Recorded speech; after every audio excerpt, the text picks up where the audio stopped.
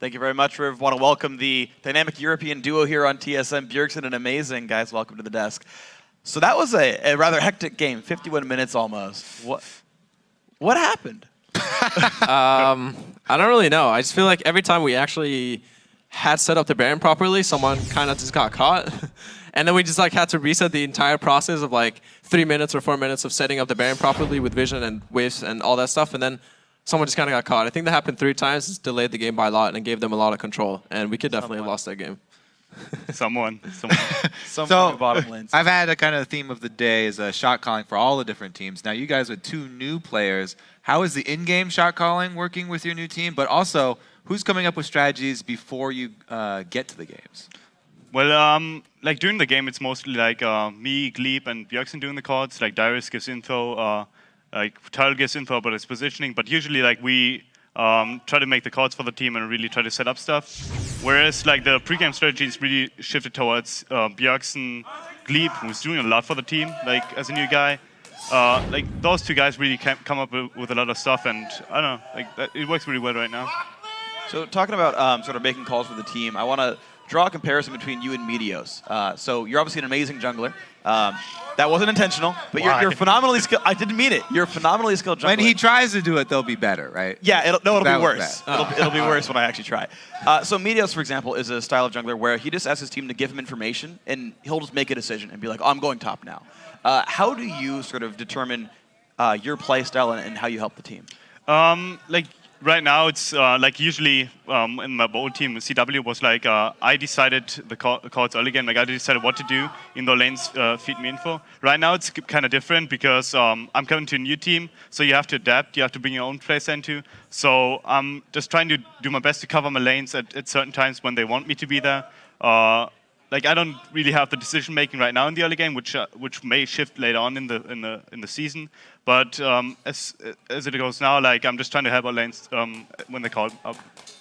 Okay, so then actually let's fast forward a little bit into the game to the first of many, or I guess one of many Baron fights. This is one where you get, I believe it's 2 catches early on. If you can pull the replay up on the screen.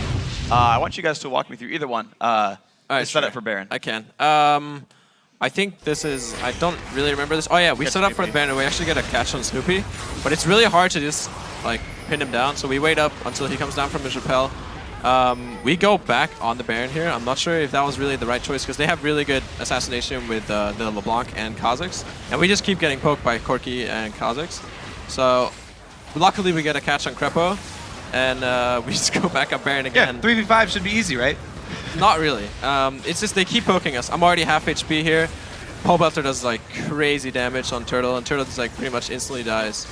And I go for the pick on Altec. I kill myself to kill him, but it was the last Ignite tick, so I'm not sure if that was worth it either. But I think after killing Krepo, we could have we had plenty of time to like recall and just set up all the vision again, and we could do the exact same thing again, but possibly get a pick on either Inox or Pole Belter, which were really the main players who stop us from getting the Baron. It's got to be hard to make the decision. Like, do we take the 2 for 0 and leave, or do we go for the 5v3 with the jungler dead? Yeah, like, exactly. 99% of people would be like, oh, just kill Baron, jungler's dead. Of course, that's what we did. Sure. And it probably wasn't the best decision in that specific play. Okay. So Amazing, I want to actually ask you about something because you're a big Kha'Zix player as a jungler. Kha'Zix is a great jungler. Top lane Kha'Zix gave you guys a little bit of trouble for a while. Is there a big difference in what Kha'Zix will do when he's top lane? Did you guys even expect to play against this? We really expected actually. Like we tried to pick at his Lee Sin away because Inox has been showing like really great performance on Lee Sin. So we wanted to force him onto Kha'Zix actually. The problem with top lane Kha'Zix is that if he's able to 1v1 the top laner, there's no chance that you can actually like split push at all. He's just gonna kill you over and over and over again. A jungle Kha'Zix like will farm more, takes more time to scale up in my opinion. Like will have his AD jungle item afterwards, tries to gank lanes. It's just like a mix-up. I don't know. Like it was really giving us problems because we were not really able to get plays onto him. I tried a lot. Snoopy was able to get some counter ganks in. So we had like the 2v2 potential on top, but we never really focused anyone down. So there was no scaling for Nectin. Which we should have had during mid-game, where he could have like trashed Kha'Zix basically, but that never happened. So we just wasted our potential early game, and Kha'Zix was able to do something mid-game.